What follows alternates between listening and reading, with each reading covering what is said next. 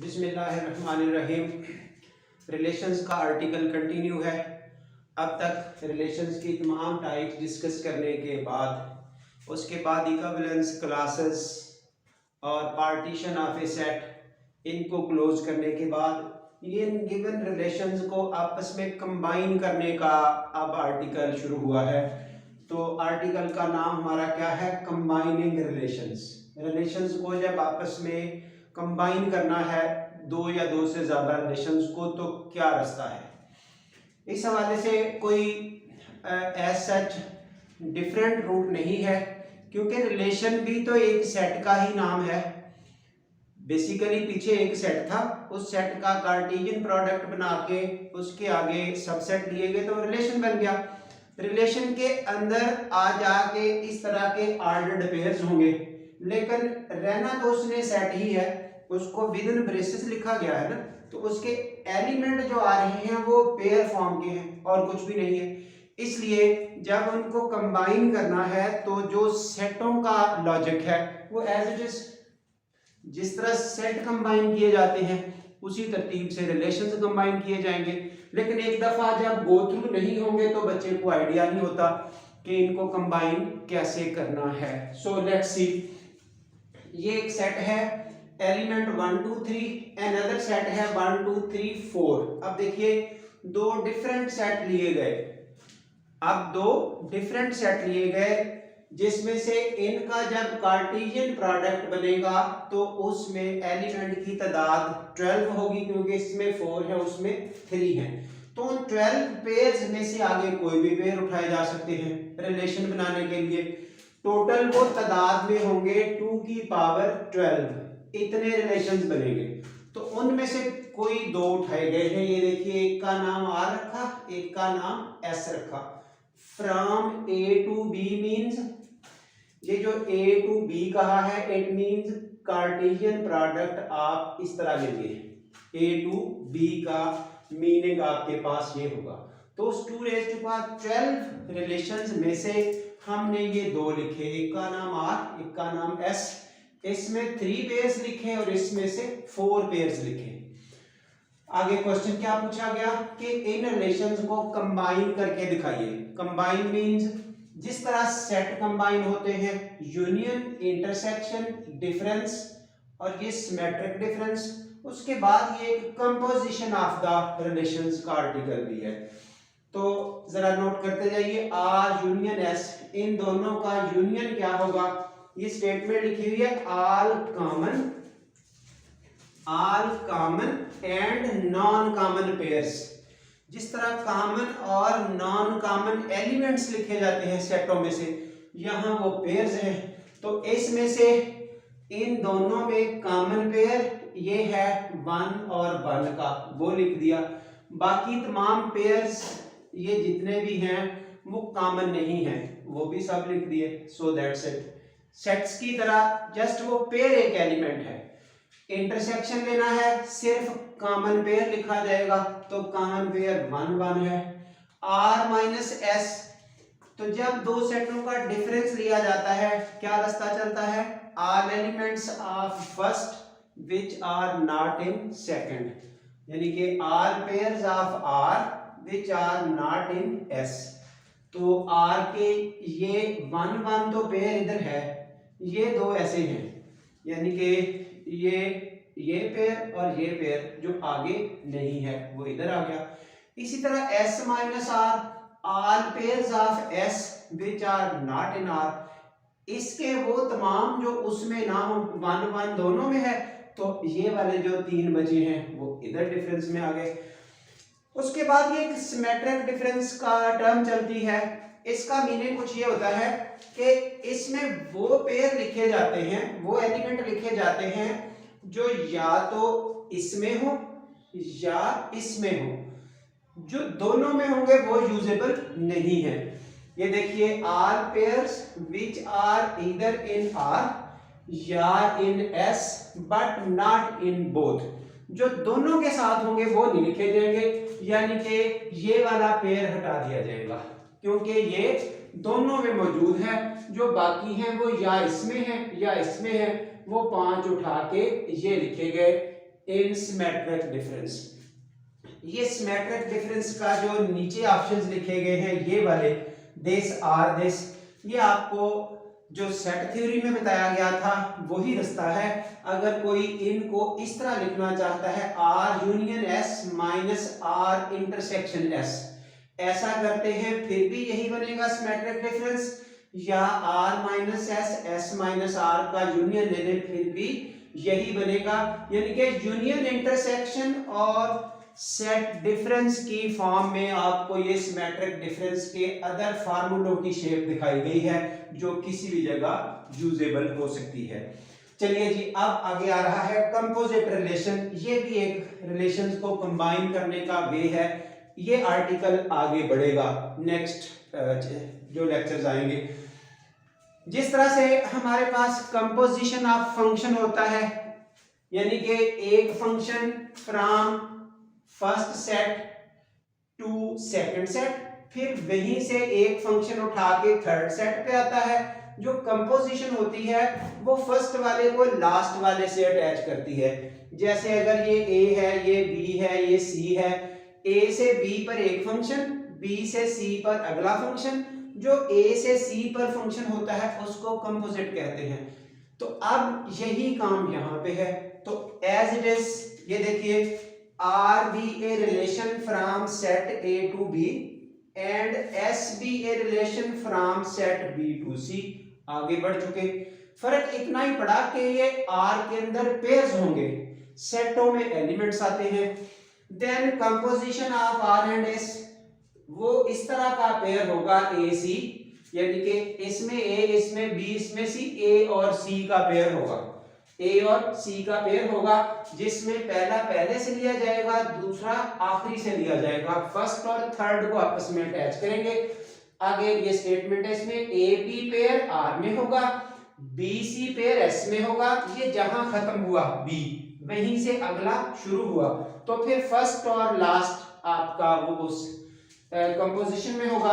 तो ये आगे कंपोजिशन की definition in set builder form लिखेंगे। फिलहाल आप यहां तक जस्ट सिंपल डेफिनेशन याद कर सकते हैं। अगर कोई पूछे कि डिफाइन कंपोजिट रिलेशन, तो ये रही डेफिनेशन। अब जरा हल करने का तरीका देखिए। ये एक आर सेट है, ये एक आर सेट रिलेशन दिया गया from set this to this. Note the step 1 2 3 1 2 3 4। ये आर रिलेशन है, उसमें ये रहे पेयर्स इतने। उसके बाद एक एस रिलेशन है इस सेट से एक और सेट पर, फिर देखिए इससे इस पर, फिर इसी से आगे बढ़ना है। ये देखिए ये सेम है, इसी से आगे, इससे इधर, इससे इधर। तो अब एस रिलेशन इसमें से पार्ट्स लिए गए, तो हमें बताना है R o S, S o R, R o R, S o S. ये डिफरेंट आपसे क्वेश्चन पूछे जा रहे हैं। जरा नोट करें आर ओ एस कैसे लिया जाएगा। Very simple, very simple.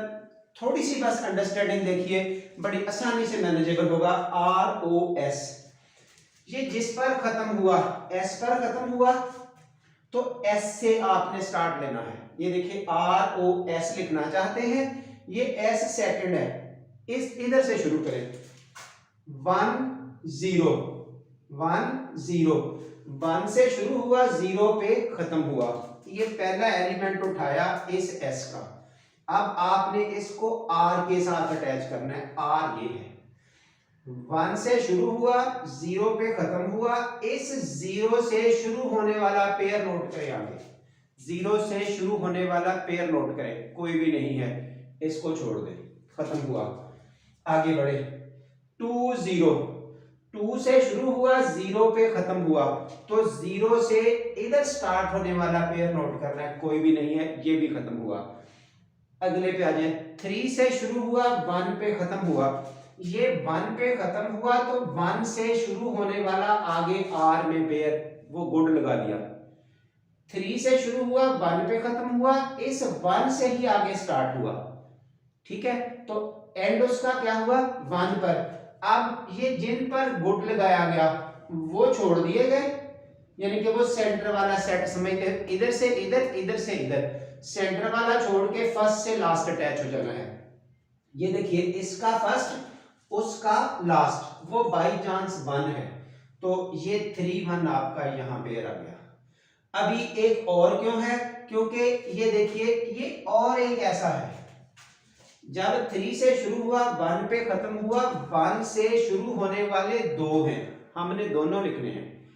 पहले का एंड यहां हुआ, वो लिख दिया 3 1, दूसरे का एंड इस 4 पर हुआ, तो वो भी लिखा 3 4। अब आगे बढ़िए, 3 2 3 2, 3 से शुरू हुआ 2 पे खत्म हुआ, तो 2 से शुरू होने वाला ये देखिए, ये फिर जिन पर गुड लगाया गया, ये जो गुड लगाने वाले हैं वो ड्रॉप हो जाएंगे।